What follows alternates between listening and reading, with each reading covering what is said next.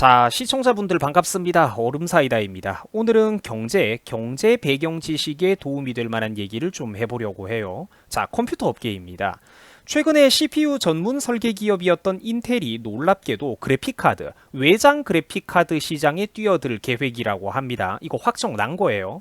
참고로 이 채널은 IT 전문 채널은 아니며 굉장히 폭넓은 주제를 다루고 있는 채널이기 때문에 찾아오는 시청자분들의 이쪽 업계에 대한 지식의 수준이 천차만별입니다. 매우 다양한 시청자들이 찾아와요.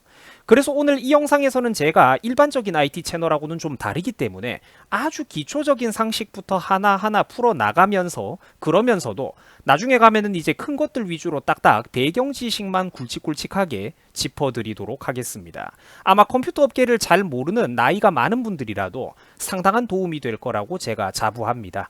자, 그러면은 지금부터 출발하도록 하겠습니다. 자, 최근 컴퓨터 부품 업계에서 세계적으로 유명한 대기업이 있죠. 바로 인텔입니다. 그런데 이 인텔의 형님들이 최근 고성능 그래픽카드 시장에 뛰어든다라고 해요. 자기들 업계가 아니었습니다. 참고로 이 인텔이라는 회사는 원래 컴퓨터의 두뇌라고 볼 수 있는 CPU 칩을 전문적으로 설계하고 생산까지 자기들이 해왔던 기업입니다. 오랫동안 이 바닥에서는 이 사람들이 세계 최고였어요. 물론 최근에는 이 자존심이 경쟁자들로부터 조금 흔들리는 듯한 상황도 연출되고 있습니다만 일단 전통적으로 이 컴퓨터 CPU 분야에 관해서는 인텔 형님들이 세계 최고이기는 했습니다.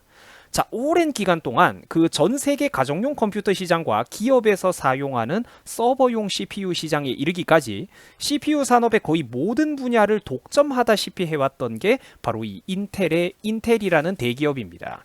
참고로 컴퓨터 분야 업계에서 인텔을 모른다라고 하면은 그 사람은 지구 바깥에서 온 외계인 간첩이라고 보셔도 됩니다. 자, 이 CPU라는 부품은 제가 설명을 좀 드리자면은 이 컴퓨터 CPU라고 하는 부품은 일반적으로 컴퓨터를 구성하는 부품 중에서 가장 값이 비싸고 중요한 핵심 부품 가운데 하나입니다. 사람으로 치면은 거의 두뇌와 똑같은 역할을 한다라고 보셔도 결코 과언이 아니에요. 자, 그런데 최근 몇 년 전부터 컴퓨터를 구성하는 데 있어서 CPU만큼이나 중요하고 값비싼 부품, 핵심적인 부품이 하나 더 생겼는데 그게 바로 그래픽카드 부품이라는 것입니다. 그래픽카드 시장이 생겼어요. 컴퓨터를 통해 가지고 처리해야 되는 그런 화려한 그래픽 작업들이 점점 더 무거워지고 화려해지고 용량이 커지면서 데이터가 많아지니까 이거를 신속하게 실시간으로 처리하기 위해서 전문적인 외장 그래픽 카드가 또 필요하게 된 겁니다. 그래서 오늘날 이 CPU와 그래픽 카드는 오늘날 고성능 개인용 컴퓨터를 구성하는 데 있어서 양대 산맥과도 같은 부품이라고 보시면 됩니다. 참고로 유튜버 얼음사이다도 물론 지금 기준으로는 성능이 좀 아쉽지만 몇 년 전 그때 당시 기준으로는 그런 고가의 CPU와 그래픽 카드를 쓰고 있어요. 자, 시청자분들 동네에 고사양 PC방이 하나 새로 생겼다고 하면은 바로 이 두 가지 부품만 보시면 됩니다. CPU와 그래픽카드의 등급만 봐도 바로 그 PC방의 수준을 여러분들이 충분히 짐작하고도 남음이 있습니다.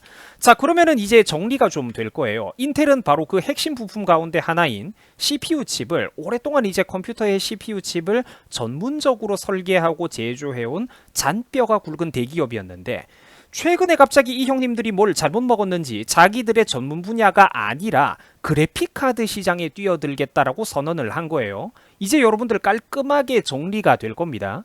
육상 선수가 멀리 뛰기에도 도전한다라고 해야 되나? 그러니까 비슷한 듯 하면서도 일단은 전공 업계가 달라요. 육상을 잘하는 사람들은 멀리 뛰기도 잘할 확률이 높지만 일단은 근데 그게 좀 다르죠, 전문 분야가. 이제 자기들 전문 분야가 아닌 곳에 지금 인텔이 진출을 하고 있는 거예요.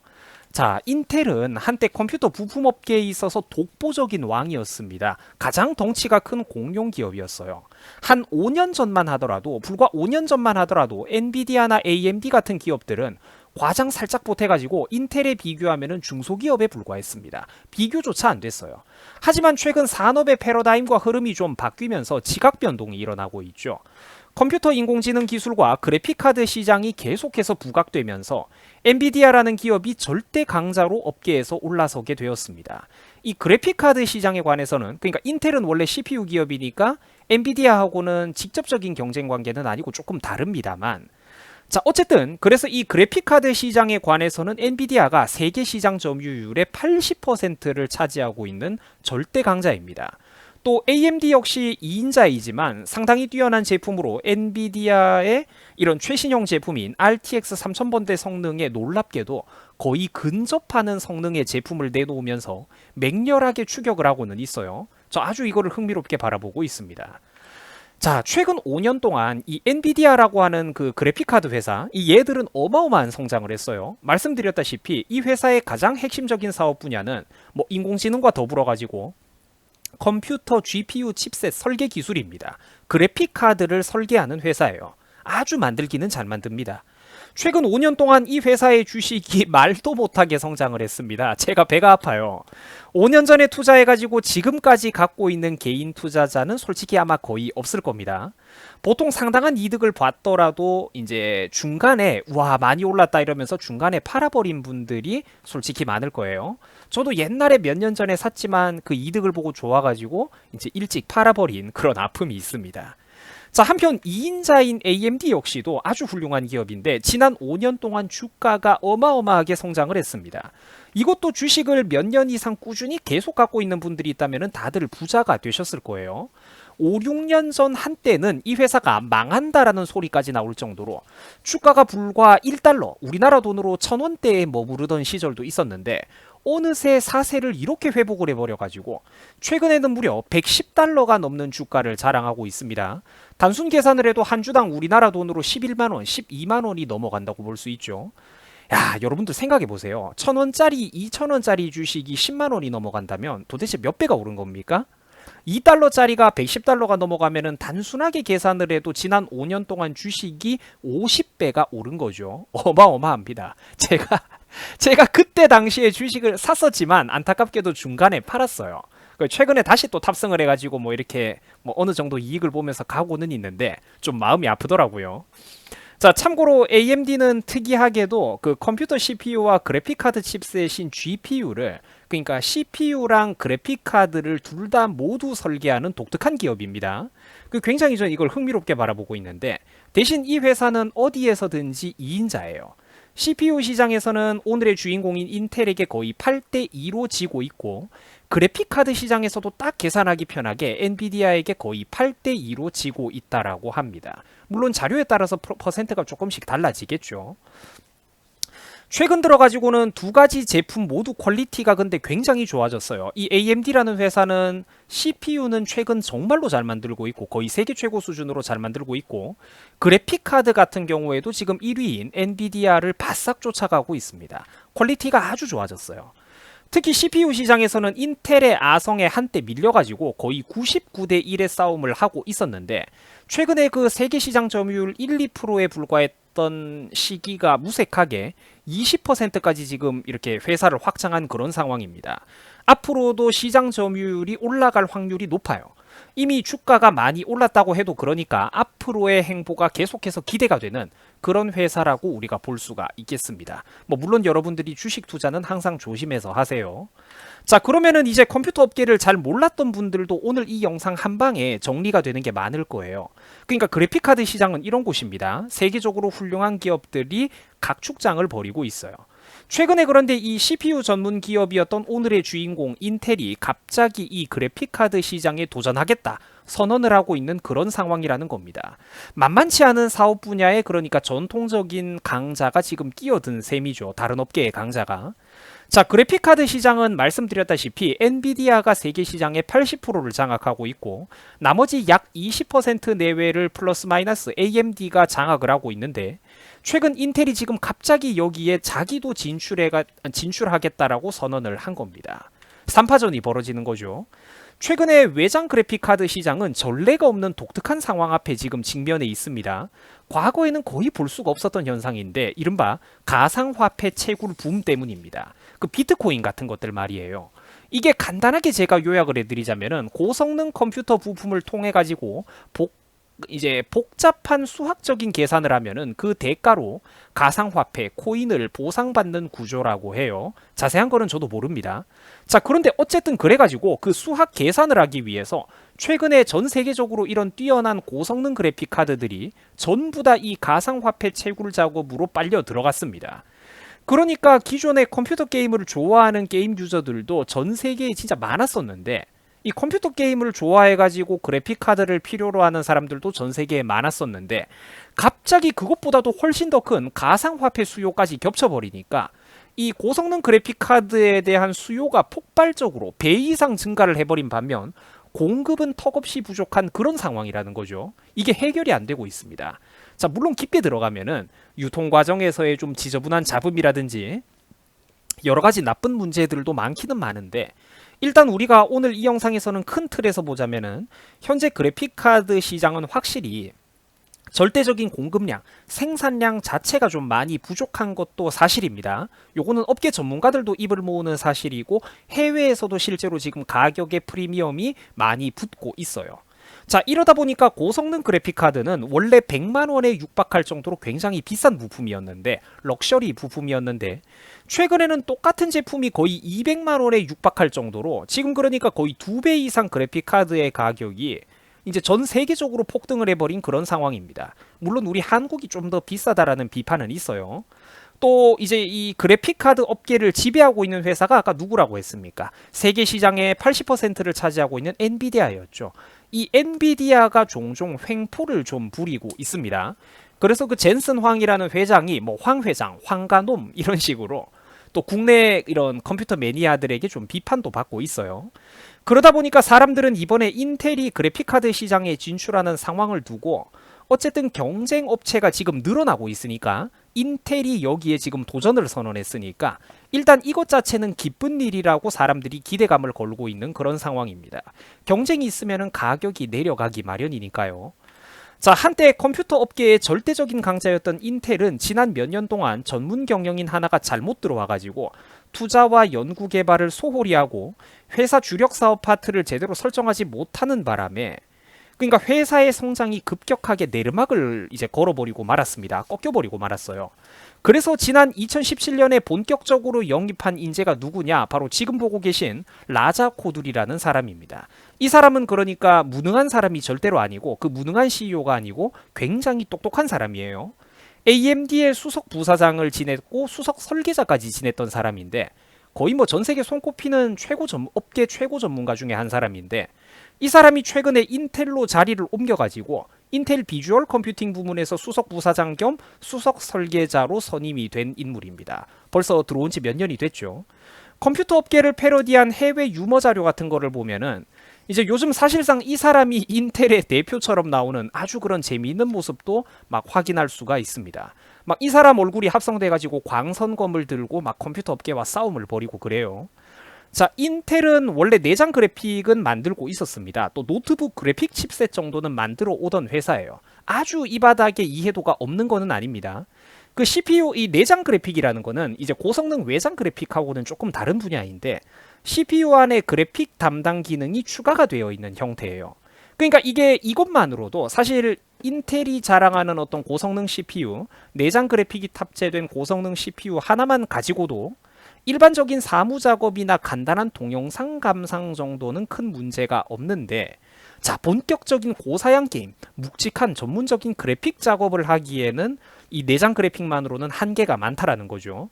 그래서 최근 들어가지고 인텔이 본격적으로 이래서는 안 되겠다, 우리도 본격적으로 고성능 외장 그래픽 카드 시장에 도전을 해야 되겠다, 이런 의지를 밝힌 겁니다. 자, 코로나 시대를 비롯해가지고 최근에 세상이 좀 많이 바뀌고 있어요. 예측하기가 참 힘이 드는데, 최근 들어가지고 비디오 게임 시장이 지속적으로 성장을 하고 있습니다. 이 컴퓨터 게임 시장, 비디오 게임 시장에 주목해야 된다라는 얘기는 제가 몇 년 전부터 강조를 했어요. 우리나라 정치인들이 제발 좀 이거를 방해하지 말고 내버려 두어야 된다라고. 최근 그래가지고 실제로 이 비디오 게임 시장이 지속적으로 지금 성장을 하고 있습니다. 전문가들이 하는 말이에요.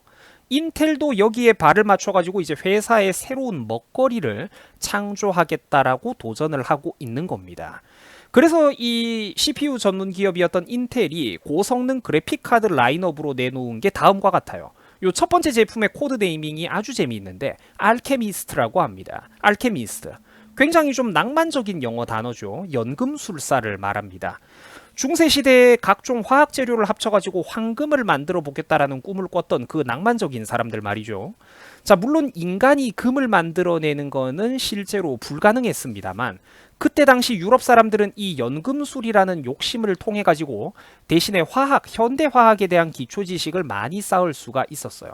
그러니까 뭐 완전히 잃어버린 거는 아니고 어떻게 보면은 그들만의 새로운 금을 우리 인류가 이제 그들만의 새로운 금을 찾는데 나름대로 이제 선구자적인 역할을 했던 사람들이죠. 자, 서양에서는 이렇듯 이제 최초의 도전을 한다라는 의미, 그러면서도 낭만적이고 뭔가 신비로운 이미지가 함께 겹쳐 있는 단어가 바로 이 알케미스트, 연금술사라는 단어입니다. 자, 단계별로 출시가 예정된 로드맵을 보면은 다음과 같습니다. 첫 번째, 알케미스트, 연금술사입니다. 아까 말씀드렸다시피 황금을 만드는 마법사들을 연금술사라고 하죠. 자, 두 번째, 배틀메이지입니다. 박진감이 넘쳐요. 이 배틀메이지, 전투 마법사입니다.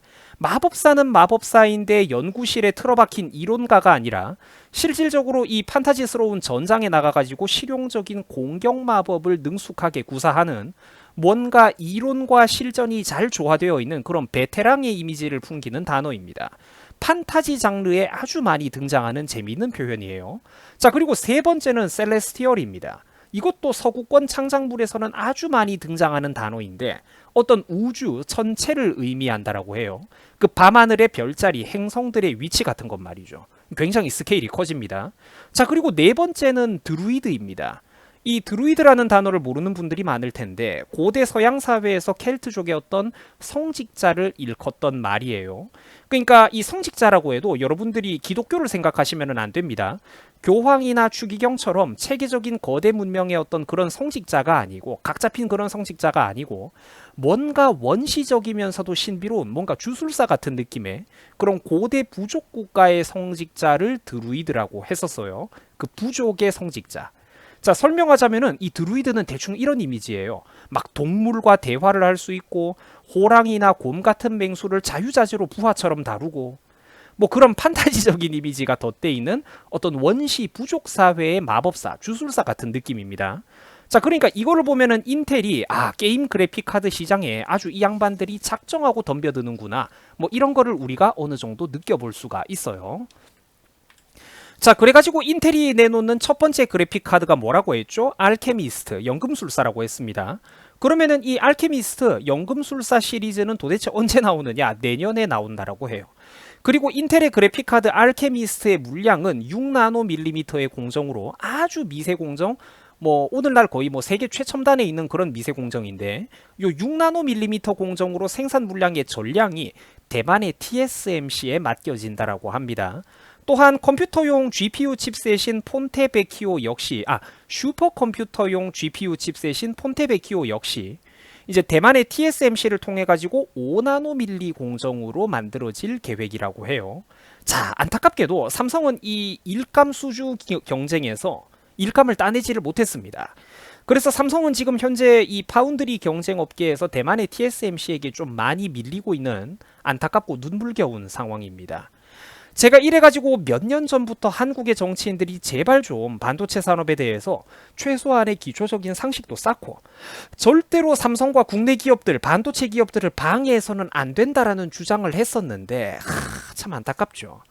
이 뭐 행정고시 출신들, 판검사 출신들, 이 50대, 60대 고위공무원 엘리트 아저씨들은 자기들이 세계에서 제일 똑똑해가지고 이런 거는 말을 알아듣지를 못해요. 자기들이 알고 있던 그 지식의 범주가 세상의 전부인 거야. 저 같은 사람들이 백날 이 반도체 업계 발목 잡으면 큰일 난다라고 몇 년 전부터 경고를 했지만 뭐 먹히지를 못했어요. 제가 높은 사람이 아니니까. 자, 어쨌든 그래가지고 지금 우리나라가 정말로 황금 같은 시간을 좀 많이 놓쳤고 그래가지고 여러 가지 리스크와 악재가 겹쳐 있는 어려운 상황입니다. 제가 이거 안타깝다라고 진짜 참 오랫동안 얘기를 했네요. 자, 잠깐 짚고 넘어가는 겁니다만 한국의 반도체 산업의 미래는 이런 식으로 결코 쉽지가 않은 어려운 상황입니다. 물론 해외 경쟁 대기업들이 또 워낙에 경쟁 기업들이 뛰어난 기업이기 때문에 힘든 것도 있지만 자, 삼성은 또 반도체 칩의 설계와 대량 생산, 제조를 모두 욕심내고 있는 종합 반도체 회사입니다. 자, 이렇다 보니까 뛰어난 설계 능력을 가지고 있는 그런 미국의 인텔이나 엔비디아 같은 대기업들이 삼성이 훗날에 잠재적인 어떤 경쟁자로 올라설까봐 좀 경계를 하고 있다라고 해요. 그러니까 그래가지고 대만의 TSMC로만 생산 물량을 몰아준다, 이런 분석이 좀 설득력을 얻고 있습니다. 왜 그러냐면 대만의 TSMC는 이게 또 같은 반도체 업계라고는 해도 삼성하고는 성질이 좀 달라서 반도체 칩의 설계는 욕심내지 않고 고객과는 경쟁하지 않고 자기들은 그저 설계도를 내려주면 대규모 생산만 위탁해가지고 담당하는 파운드리 전문 업계이기 때문입니다. 자, 물론 근데 뭐 이것도 좋은 말이지만 사실 미국 기업과 대만의 TSMC는 결정적으로 우리나라랑 삼성이랑 뭐가 다르냐면은 각각 자기 나라 정부의 적극적인 지원과 도움을 받고 있다라는 겁니다. 행정 지원까지 다 받아요. 세금 지원 다 받아요. 전기 주고 땅 빌려주고 고속도로 깔아주고 다 해줍니다. 공장 돌리기 쉬우라고. 그래서 국가를 위해서 돈 많이 벌어오라고 그 나라 정부들이 엄청나게 도와줘요. 자, 그런데 반면에 우리나라 삼성은 어떻습니까? 안 그래도 이 강력한 기업들을 뒤쫓아 나가야 되는 약자, 후발주자의 입장인데도 수준 낮기 그지없는 우리나라의 저급한 정치계와 특히 또 우리나라 어리석은 국민들의 반기업 정서, 반재벌 정서, 이런 쓸데없는 것들의 발목이 잡혀가지고 수많은 정치 사회적인 견제를 당하고 있는 상황입니다. 그 부디 국가 장래를 위해서라도 제발 나와 여러분들의 미래를 위해서라도 우리나라 국민과 정치권이 제발 좀 기업의 발목을 그만 잡고 정신을 차렸으면 하는 간절한 바람입니다. 우리나라 수출 대기업들이 돈 못 벌어오면은 대한민국 유지 안 됩니다. 세수 모자라가지고 진짜 나라 넘어가요. 국가 부도 난다니까. 그러니까 국민들이 진짜 이게 어리석다면은 최소한 그래 도움은 안 줘도 되니까 제발 대신 뛰어난 다른 사람들과 다른 인재들의 발목만큼은 안 잡았으면 좋겠어요. 자, 그래가지고 다시 본론입니다. 인텔에서는 그래픽카드 시장 진출을 선언하면서 자신들의 그래픽카드에 요즘 유행하는 레이트레이싱 기술 등 경쟁업체들이 선보이는 주요 신기술들을 모두 투입할 예정이라고 합니다. 여러가지 복잡한 기술들이 좀 있어요. 그 샘플링 기술이라든지 이런 것들. 자, 그 중에 대표적인 게 간단하게 예를 들어 드리자면 레이트레이싱이라는 기술이 있는데 이거는 이 레이트레이싱이라는 기술은 컴퓨터 게임 좋아하는 분들 잘 알 겁니다. 컴퓨터 그래픽을 더욱더 사실적으로 실감나게 묘사해주면서 뭐 컴퓨터의 부담도 좀 내려주는 그런 기술이라고 하는데 이제 일단 최근까지는 컴퓨터 그래픽 분야에서 가장 최첨단을 달리고 있는 핵심 기술 중에 하나예요. 자, 그런데 아직까지는 좀 이게 시기상조라는 얘기도 있어요. 사양을 너무 많이 잡아먹어가지고. 자, 뭐 어쨌든 그런데 인텔에서는 이 레이트레이싱 기술 같은 것도 담을 예정이라고 합니다. 그러니까 자기들도 이런 거 충분히 구현할 수 있다. 우리가 충분히 이제 다른 강자들을 쫓아나갈 수 있다. 뭐 이런 의지를 담고 있다라는 거죠. 뭐 그렇게 야심찬 만큼 얼마나 좋은 제품이 나올지는 우리가 또 벤치마크를 통해서 이제 실제 그러니까 필드 테스트를 해봐야 또 알 수 있는 부분입니다. 자, 그래가지고 인텔의 알케미스트 연금술사 그래픽카드 출시가 예정되어 있는 게 내년 1분기 이후라고 해요. 세계 고성능 그래픽카드 시장은 이로 인해서 지각 변동이 예고되고 있습니다.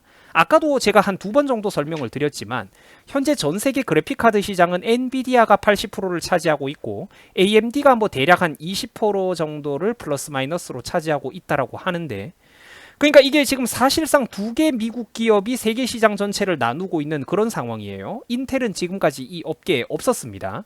자, 그런데 오늘의 주인공 인텔이 여기에 함께 끼어들어가지고 3파전을 그리는 삼국지의 구도로 흘러갈 전망이죠. 자, 물론 그런데 인텔 역시 또 대표적인 미국의 기업입니다. 엔비디아도 미국, AMD도 미국, 인텔도 미국의 기업이죠. 이런 거를 보면은 아는 만큼 세상이 보인다라고 이러나 저러나 이런 최첨단 IT 분야에서 미국이라는 나라가 얼마나 강력한 산업적인 저력을 갖고 있는 초강대국인지 경제 대국인지 우리가 알 수 있는 부분입니다. 우리는 그래서 이 형님 뒤에 찰싹 매달려가지고 형님 뺑만 믿겠다 이래야 되는 거예요. 자, 전 세계 모든 인재는 미국으로 흘러들어가기 마련이고 자연스럽게 미국의 기업의 두뇌가 되어주고 있습니다. 전 세계 모든 인재들이 말이죠. 자, 엔비디아는 현재 삼성전자를 통해 가지고 8나노 공정으로 지포스 RTX 3000번대 시리즈를 생산 공급한다라고 합니다. 원래 삼성하고 협업을 거의 안 했었는데 이제 최근 들어 가지고 삼성이 이렇게 좀 물량을 받았다라고 해요.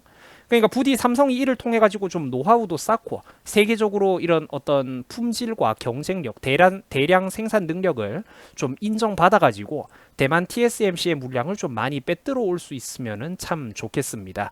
요거는 제 개인적인 이제 우리나라 대기업을 응원하는 바람이고요. 다만 알다시피 최근에 게임 업계 자체의 이런 성장, 그리고 또 이제 암호화폐 채굴 수요의 폭증 등으로 여러 가지 반도체 대란의 어려움이 겹쳐가지고 이거는 삼성전자도 예외가 아닙니다. 갑작스러운 생산량을 증가시키기에는 내년 초반까지도 이제 어려울 것이라는 게 거의 확실하다고 전망되고 있습니다. 늘리고 싶다고 지금 늘릴 수 있는 게 아니라는 거죠. 자, 한편 그 경쟁 업체인 AMD 같은 경우에도 대만의 TSMC를 통해 가지고 7나노 공정의 생산 라인 다수를 확보했습니다만 한정된 생산 라인 안에서 이 사람들은 제가 2개 다 만든다라고 했죠. 그래픽 카드 칩셋도 만들고 CPU인 라이젠 프로세서도 함께 생산해야 되는 어려움이 있습니다. 마찬가지로 이쪽 역시 대만의 TSMC 역시 그래픽 카드의 생산과 공급 부족으로, 그러니까 AMD도 이 생산과 공급 부족으로 어려움을 겪고 있어요. 지금 이것 때문에 전 세계적으로 반도체가 난리가 난 상황입니다.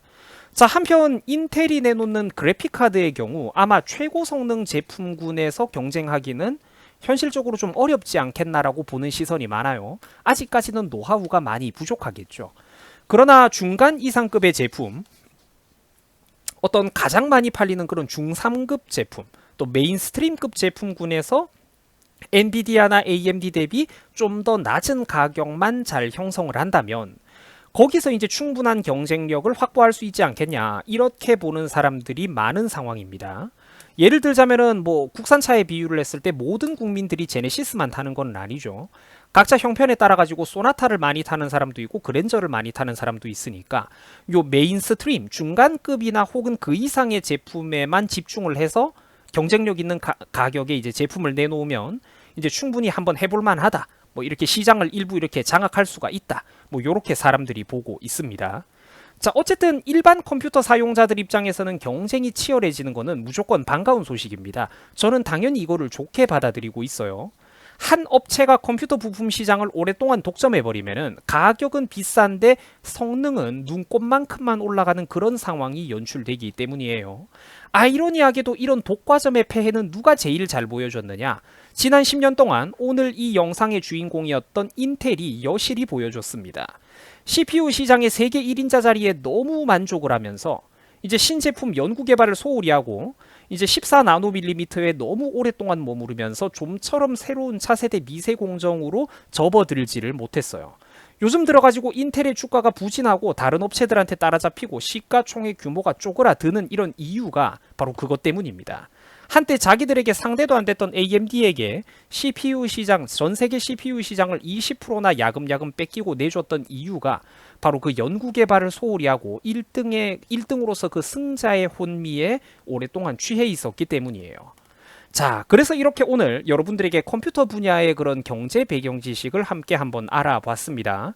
뭐 최대한 제가 설명을 잘하려고 했는데 그래도 처음 듣는 분들은 좀 낯선 것들도 많았을 것 같네요. 자, CPU 기업이었던 인텔이 이제 고성능 외장 그래픽 카드 시장에 뛰어들었다, 출사표를 내던졌다, 이게 오늘 영상의 핵심입니다. 자, 과연 어떻게 될까요? 육상 선수가 멀리 뛰기에 도전을 하는 건데 비슷하면서도 다른 종목이죠. 비슷하면서도 전공 분야가 다른데 과연 얼마나 잘 적응할 수 있을지 우리가 기대가 되는 대목입니다.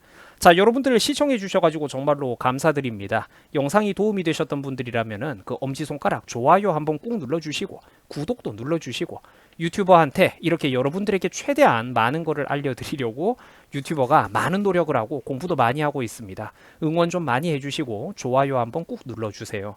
자, 시청해 주셔가지고 진심으로 감사드립니다. 여러분들 졸린 오후 힘내시고요. 여러분 고맙습니다. 수고하셨습니다.